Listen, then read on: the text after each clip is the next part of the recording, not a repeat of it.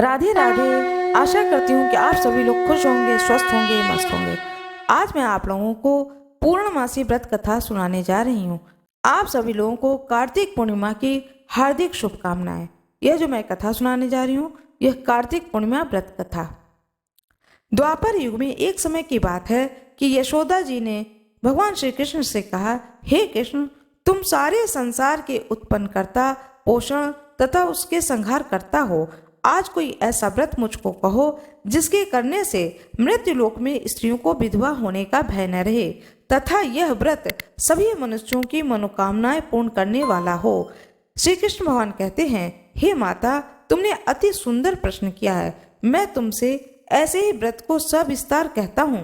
सौभाग्य की प्राप्ति के लिए स्त्रियों को त्रैशीन अर्थात 32 पूर्णिमासियों का व्रत करना चाहिए।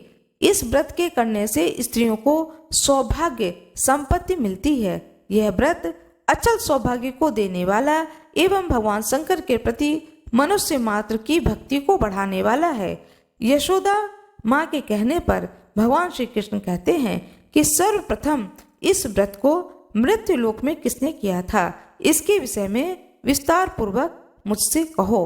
भगवान श्री कृष्ण कहते हैं कि इस भूमंडल पर एक अत्यंत प्रसिद्ध राजा चंद्रहास से पालित अनेक प्रकार के रत्नों के परिपूर्ण कादिका नाम की एक नगरी थी।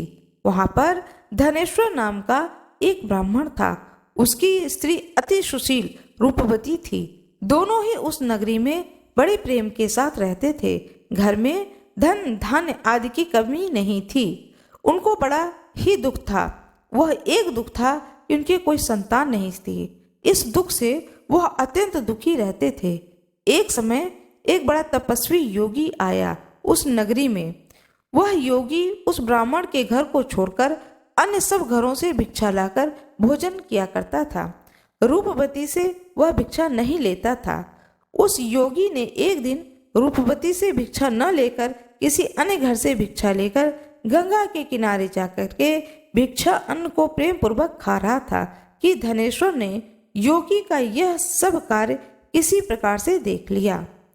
अपनी भिक्षा के अनादर से दुखी होकर के धनेश्वर योगी से बोला, हे महात्मन, आप सब घरों से भिक्षा लेते हैं परंतु मेरी घर की भिक्षा कभी नहीं लेते हैं। इसका कारण क्या है? योगी कहने लगा कि निपुत्री के घर की भीख पतितों के अन्न के तुल्य होती है और जो पतितों का अन्न खाता है वह भी पतित हो जाता है।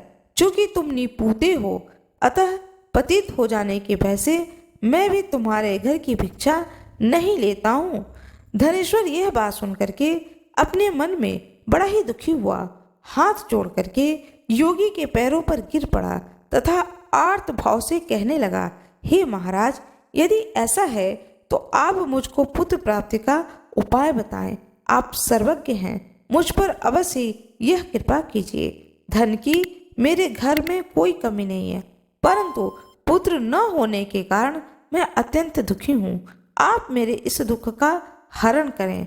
आप सामर्थ्यवान हैं। यह सुन करके योगी कहने लगे, हे ब्राह्मण, तुम चंडी की आराधना करो। घर जाकर के उसने अपने स्त्री से सब वृतांत कहा और स्वयं तप के निमित्त वन में चला गया। वन में जाकर के उसने चंडी की उपासना की और उपवास किया। चंडी ने 16वें दिन उसको स्वप्न में दर्शन दिया और कहा, हे धनेश्वर, जा, तेरे पुत्र होगा परंतु वह 16 वर्ष की आयु में ही मृत्यु को प्राप्त हो जाएगा। यदि तुम दोनों स्त्री पुरुष 32 पूर्णमासियों का व्रत करो और पूर्णमासी जो कि कार्तिक पूर्णिमा है उस दिन विधि पूर्वक सारी पूजा करो तो तुम्हारा वह पुत्र दीर्घायु हो जाएगा। जितनी तुम्हारी सामर्थ्य हो आटे के दिए बना करके भगवान शिव का पूजन करो परंतु कार्तिक पूर्णिमा को 32 बाती जलाओ। प्रातः काल होने पर इस स्थान के समीप ही तुम्हें एक आम का वृक्ष दिखाई देगा। उस पर तुम चढ़ करके एक फल तोड़ करके शीघ्र अपने घर चले जाना। अपनी स्त्री से सब वृतांत कहना। ऋतु स्नान के पश्चात वह स्वच्छ होकर के भगवान शंकर का ध्यान करके उस फल को खा लेगी। तब भगवान शंकर की कृपा से उसको गर्भ ठहर जाएगा। जब वह ब्राह्मण प्रातः काल उठा तो उसने उस स्थान के पास ही एक आम का वृक्ष देखा और वह उस वृक्ष पर चढ़ करके उस फल को तोड़ने लगा, किंतु वृक्ष पर कई बार यत्न करने पर भी वह न चढ़ पाया। तब तो उस ब्राह्मण को बहुत चिंता हो गई और विघ्न विनाशक श्री गणेश जी की वंदना करने लगा। हे दयानिधे, हे दयाविघ्न, अपने भक्तों के विघ्नों का नाश करने वाले, मंगल कार्य को करने वाले, दुष्टों का नाश करने वाले, रिद्धि सिद्धि को देने वाले, आप मुझको कृपा करके इतना बल दें कि मैं अपनी मनोकामना को पूर्ण कर सकूं। इस प्रकार भगवान गणेश की प्रार्थना करने पर उनकी कृपा से धनेश्वर वृक्ष पर चढ़ गया और उसने एक अति सुंदर आम का फल तोड़ा। उसने सोचा कि जो वरदान से फल मिला था वह यह है और कोई फल दिखाई नहीं देता। उस धनेश्वर ने जल्दी से उस फल को तोड़कर अपनी स्त्री को ला कर दिया। उसकी पत्नी ने अपने पति के कथन के अनुसार उस फल को खा लिया। वह गर्भवती हो गई। देवी जी की असीम कृपा से उसके एक अत्यंत सुंदर पुत्र हुआ, जिसका नाम उन्होंने देवी दास रखा। माता पिता के हर्ष और शोक के साथ वह बालक शुक्ल पक्ष के चंद्रमा की भांति अपने पिता के घर में बढ़ने लगा। भवानी की कृपा से वह बालक बहुत ही सुंदर, सुशील और विद्या पढ़ने में बहुत ही निपुण हो गया।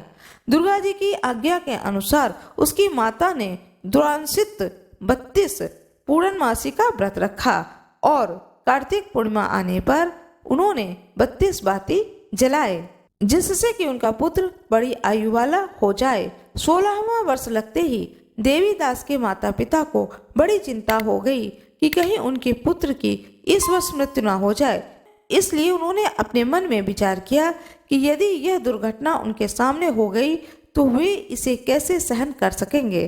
अस्तु उन्होंने देवी दास के मामा को बुलाया और कहा कि हमारी इच्छा है कि देवी दास 1 वर्ष तक काशी में जाकर के विद्या अध्ययन करे।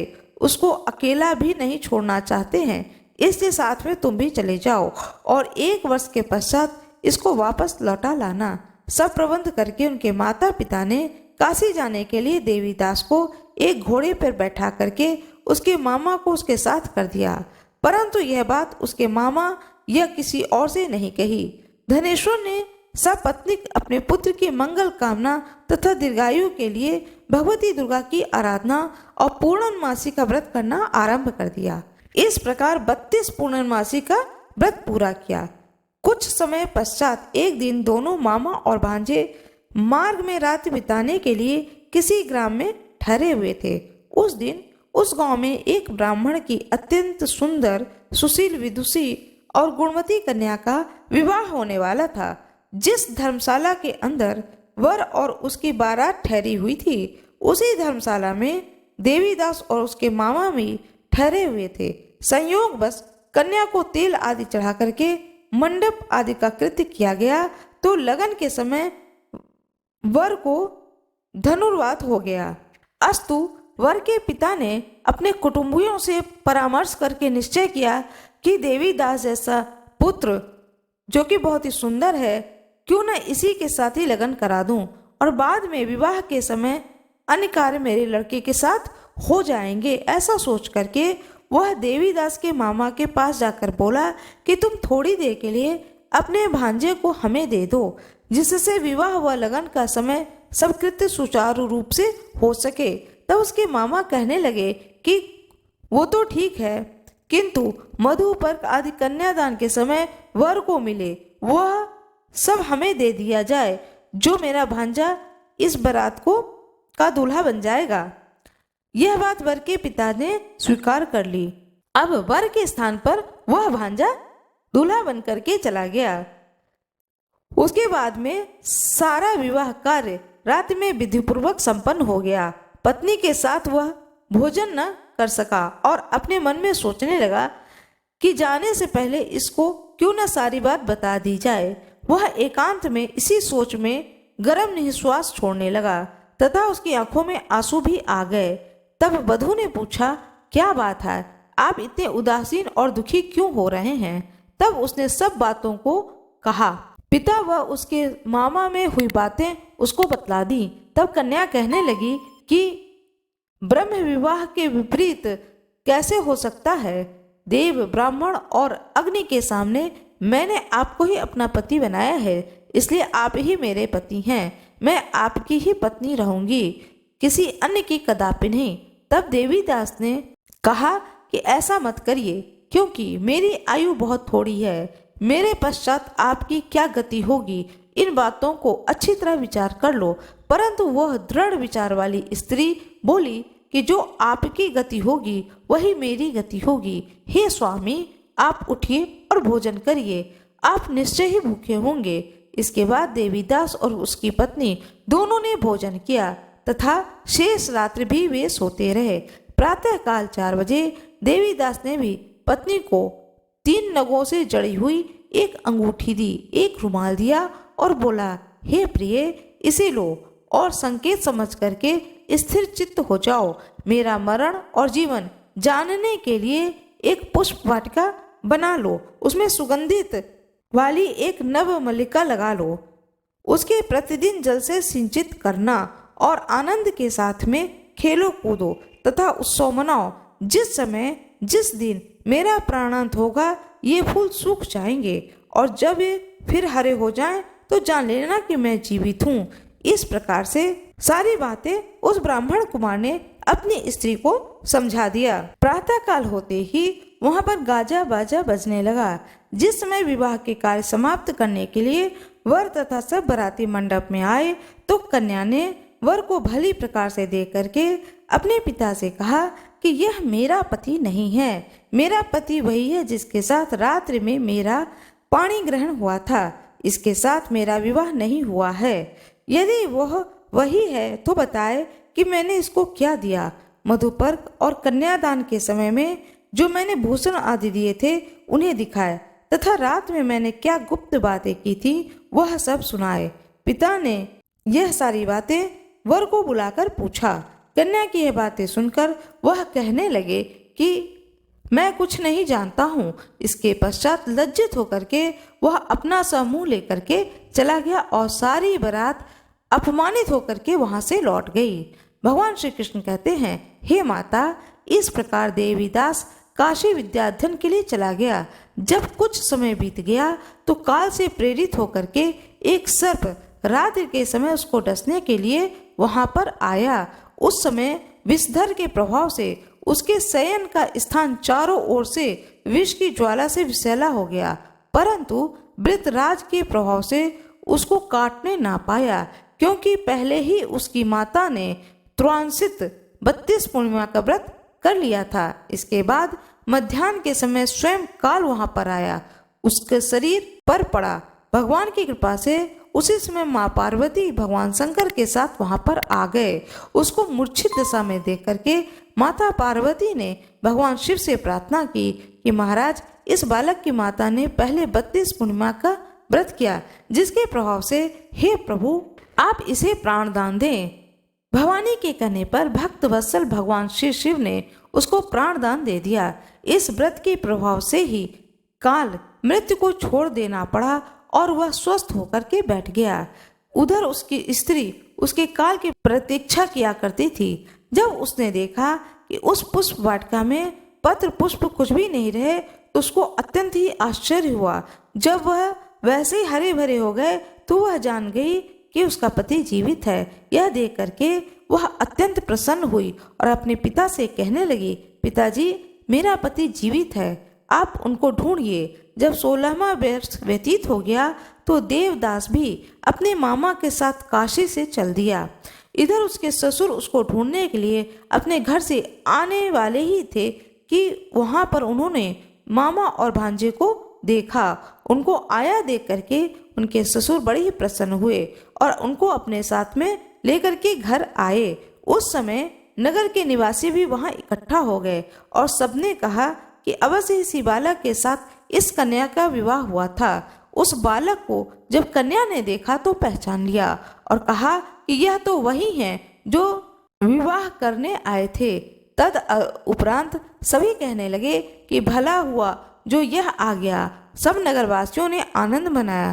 कुछ दिन देवीदास अपनी पत्नी और मामा के साथ अपने ससुर के घर से बहुत सा धन लेकर के दहेज में अपने घर के लिए प्रस्थान किया। जब वह अपने गांव के निकट आ गया तो कई लोगों ने उसको देखकर उसके माता पिता को पहले ही जाकर खबर दे दी कि तुम्हारा पुत्र देवीदास अपनी पत्नी और मामा के सहित आ रहा है। ऐसा समाचार सुनकर के पहले तो उन्हें विश्वास ही नहीं हुआ, किंतु जब और लोगों ने भी उनकी बात का समर्थन किया तो उनको बड़ा ही आश्चर्य हुआ। लेकिन थोड़ी देर में देवीदास ने आकर अपने माता पिता के चरणों में अपना सिर रख करके प्रणाम किया और पत्नी ने अपने सास ससुर के चरणों का स्पर्श किया तो माता पिता ने अपने पुत्र और पुत्रवधू को अपने हृदय से लगा लिया और दोनों की आंखों में प्रेम अश्रु बह चले। अपने पुत्र और पुत्रवधू के आने की खुशी में धनेश्वर ने बड़ी भारी उत्सव किया, ब्राह्मणों को बहुत सा दान दक्षिणा देकर प्रसन्न किया।